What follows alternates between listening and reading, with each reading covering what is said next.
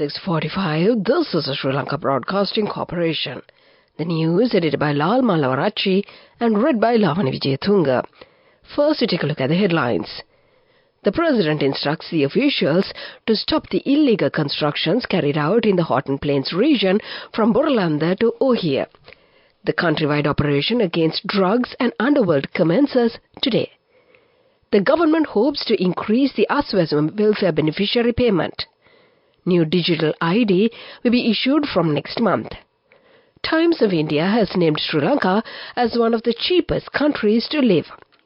News overseas, Israel military says hostage shooting incident against rules of engagement. And in sports news, the new cricket selection committee is to appoint new captains for the T20, ODI and Test squads. Those are the headlines, and now let's move on to the details of the local news. President Ranil Wickremesinghe instructs the officials to stop illegal constructions carried out by some persons from Boralanda to Ohia in the Houghton Plains region. The President said that he has observed many illegal constructions are being erected in the area when he travelled there recently.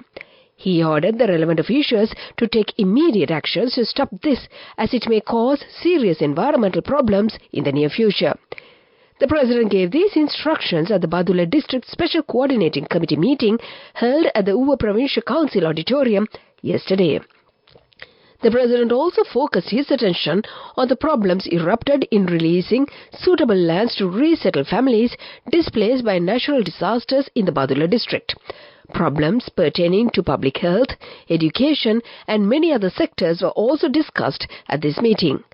All relevant officials and politicians of the district were present at this meeting to provide solutions to the burning issues of the general public. Public Security Minister Tiran Alas said that a special operation targeting drug-related activities and the underworld is set to commence from today. Minister Alas has directed the police to take stringent measures against individuals engaged in drug smuggling and underworld operations. The minister made these directives during a Community Police Committee meeting at the LPTA division held yesterday. A group of senior officers, including Acting Inspector General Police Deshabandhu Tennakon, attended the meeting. Minister Alas urged the public to actively support the police force in their efforts to combat drug-related crimes and underworld activities. The police sources said that the entire strength of the police force will be focusing on drug raids during this period. Senior Superintendent of Police Nihal Taldu said that 9 DIGs have been appointed to cover all 9 provinces to oversee the operations. The police are working to get information from the public as well as community police committees for these raids, and 45 special telephone numbers have been assigned to every police division nationwide for this purpose. State Minister Shant Semasinghe says that the shortcomings that occurred when providing Aswasama beneficiary payments will be corrected next year. The relevant program is being prepared. He also stated that several workshops have been conducted regarding Aswasama beneficiary program. The beneficiary payments have been given to 1,430,000 beneficiary families. The government hopes to increase this up to 2 million. This is the news from the Sri Lanka Broadcasting Corporation. And we continue with more local news. An agreement has been reached between India and Sri Lanka to begin work on basic level issues on the digital ID card from next month. The agreement was reached during a discussion held last week between Indian government representatives and the President's Chief of Staff and National Security Advisor Sagala Ratnayaka. The new digital ID card, which will be funded by an Indian grant of 4 billion rupees, will include biometric data such as the holder's eye color, fingerprints and blood type. Earlier, 76 biometrics were needed for digital IDs, but the updated version will need only 6. The new digital ID card will furnish the name, address, date of birth, gender, telephone number and email address. The Lunagam-Vehera Reservoir's sluice gates have been opened as a precautionary measure in response to the substantial rainfall in its catchment regions. The irrigation department says 6 sluice gates of the reservoir are open at present. Consequently, the Tisamaharame Division Secretary has issued a warning to the residents in the lowlands adjacent to the Lunagambhera Reservoir along Kirindi Oya, urging them to stay alert. The water levels in main tanks in the Anuradhapura districts have increased due to the existing heavy rain. 14 sluice gates have been opened in the Rajangade Reservoir. The Navy is engaged in relief activities for the people who have been affected in the Padaviya Parakramapura area. The police say that there is a risk of transportation activities from Balangada Uduvala Junction to Udallapola as there will be a landslide risk in the area. Drivers have been informed to be alert in this regard. Times of India, under their Times Travels December 2023 edition, has named Sri Lanka as one of the cheapest countries to live in the world out of 10 countries. It has named Sri Lanka as the 3rd cheapest destination to live after Vietnam and Cambodia. India, Nepal, Indonesia, the Philippines, Bolivia and Georgia follow in the top 10 list. Times Travel says that the local cost of living in these countries will not drain a person's bank balance dry. And to conclude the local news, the headlines once again. The President instructs the officials to stop illegal constructions carried out in the Houghton Plains region from Borolanda to Ohio. The countrywide operation against drugs and underworld commences today. The government hopes to increase the Aswazuma welfare beneficiary payment. New digital ID card may be issued from next month. Times of India has named Sri Lanka as one of the cheapest countries to live. And that was the local news. The main news story is brought to you by Sinhala Vedamahatma. The main news story for this morning: Navy Headquarters recently announced the establishment of National Hydrographic Office at the Valisara Naval Complex. The Cabinet of Ministers has directed the Ministry of Defence to take immediate measures to establish a National Hydrographic Office consisting of qualified hydrographic surveyors. The setting up of this new office took place amidst the ongoing dispute between the government and the National Aquatic Resources Research and Development Agency over the proposed role of Navy in the overall process. According to the Navy, since the colonial era, the hydrographic service there has been controlled by the Navy, and this leadership role has persisted even after the country gained independence. The first record survey by the Royal Ceylon Navy was done in the year 1962 when the Navy undertook hydrographic surveys for the Pulmote Mineral Sand Corporation. And that was the main news story. The main news story was brought to you by Sinhala Vedamahatma.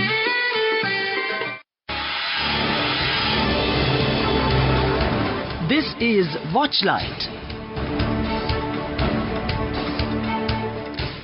There is an increase in the number of leprosy cases according to the health departments.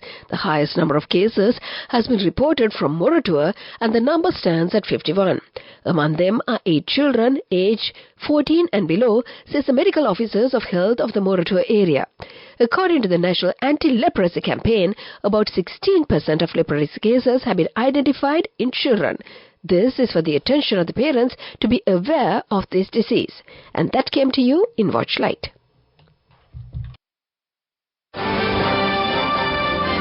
Coming up, World News.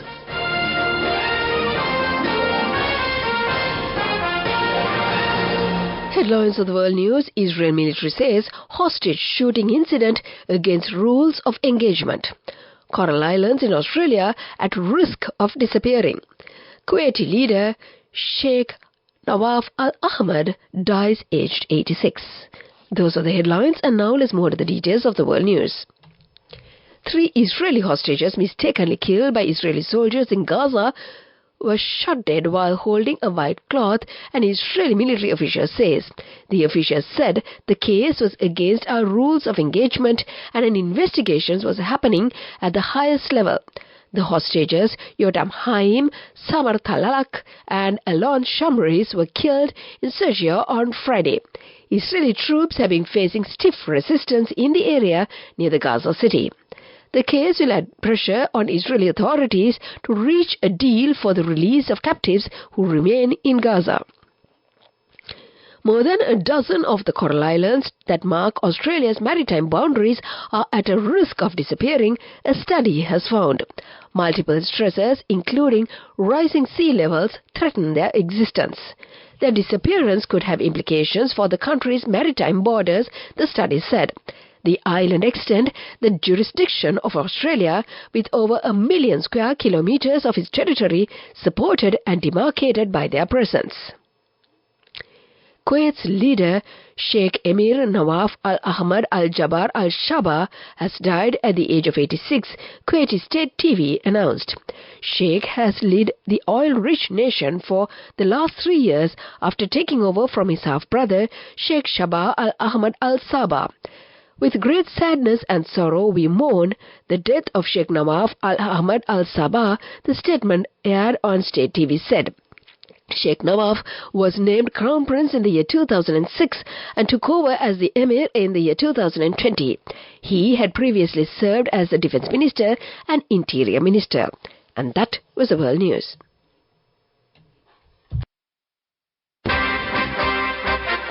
Development news. Sri Lanka's workers will be able to work in the Japanese civil aviation sector from next year, the Labour Minister has said. The ministry has opened opportunities for Sri Lankans to work in Japan's civil aviation sector. After a foreign exchange crisis last year, the Sri Lankan government has been in a drive to increase foreign remittances through its migrant workers, a key source of forex for the country. That was the development news. Sports news coming up. Moving on with sports news. The newly appointed Sri Lanka Cricket Selection Committee has decided to appoint new captains for the T20, ODI and Test squads, cricket sources have revealed. Accordingly, top-order batsman Dhananjaya De Silva is slated to be named captain of the Test cricket squad, while 26-year-old all-rounder Wanidhu Hazaranga is tipped to be named as the captain of the T20 team, and batsman-keeper combo Kusal Mendis is to be given captaincy of the ODI team. Meanwhile, sources also revealed that Charit Asalanka is likely to be appointed as a vice-captain of both the T20 and ODI squads. Relevant decisions is due to be made at a meeting of the SLC Selection Committee tomorrow. That is the sports news. Business news coming up. Go ekak thiyana youth eකට life එකේ change එකට නියමෙට set වෙන්න as වහගෙන දැකපු වීන හැබැ කරන්න youth එකට නියමෙට set වෙන්න friendship එක මෙන්න. The all-new NSB Ithru account, NSB IM, a plan for your dream. Business News, sponsored by National Savings Bank, the safest place for your money. The All Island Egg Producers Association said the reason behind the increase in egg prices in the local market is due to the collection and stocking of eggs for use in bakery and biscuit productions targeting the Christmas season. The association's treasurer, Vijay Alvis, says that at least 20% of the chickens from every poultry farm have died due to the current rainy weather, and therefore the egg production has decreased. Many large-scale and small-scale bakeries and biscuit companies have tightened their egg stock, targeting increasing in their production during the holiday season.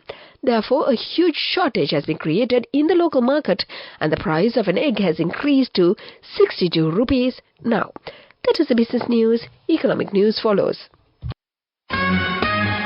Business News, sponsored by National Savings Bank, the safest place for your money.